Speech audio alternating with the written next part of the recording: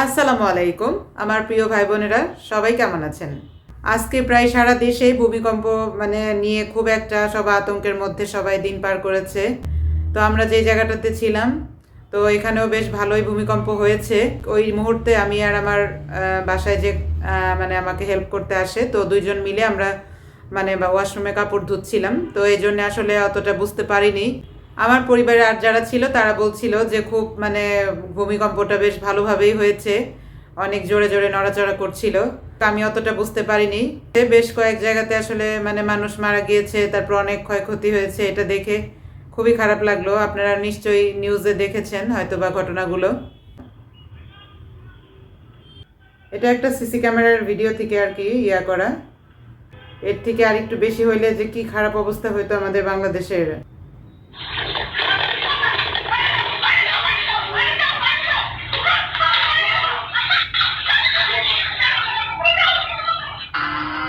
এই ভিডিওটা দেখলে ভীষণ ভয় লাগে।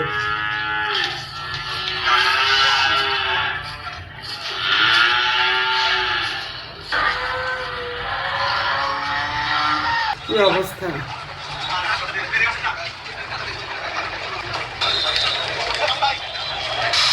এতটুকুই অবস্থা, যদি এর থেকে আরো বেশি পরিমাণে হতো তাহলে কি অবস্থাটা হতো চিন্তা করা যায়।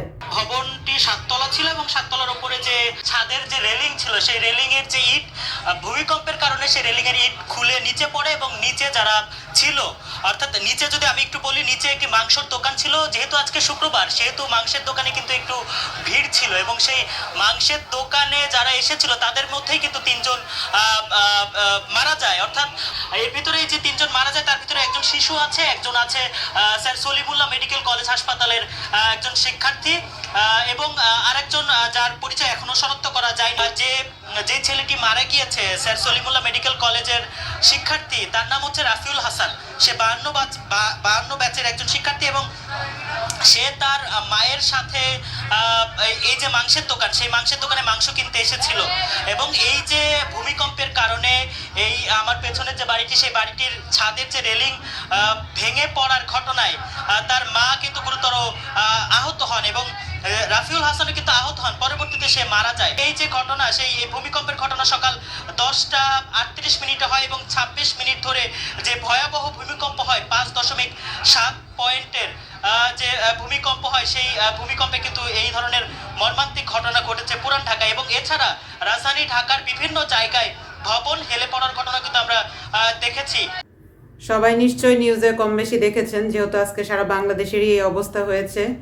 তো আসলে কি বলবো, তারপর আমি আমার ভিডিওতে একটু শেয়ার করলাম আপনাদের সাথে। যারা অনেকেই দেখেন নাই তারা হয়তো একটু হলেও দেখতে পারবেন। আমাদের জীবনটা আসলে ক্ষণস্থায়ী, যে কোনো সময় যে কোনোভাবেই চলে যেতে পারি।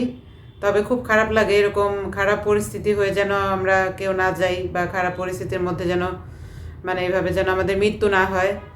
খুব খারাপ লাগে আসলে এগুলো চিন্তা করলে। আমার পরিবারের অনেকেই আজকে বলছিল যে মসজিদে আজকে নামাজ পড়তে গিয়ে দেখি জুম্মার সময় অন্য দিনের তুলনায় আজকে হয়তো অনেক বেশি, অন্য অন্য দিন জুম্মার যে পরিমাণ মানুষ হয় সে তুলনার থেকে আজকে অনেক বেশি মানুষ ছিল।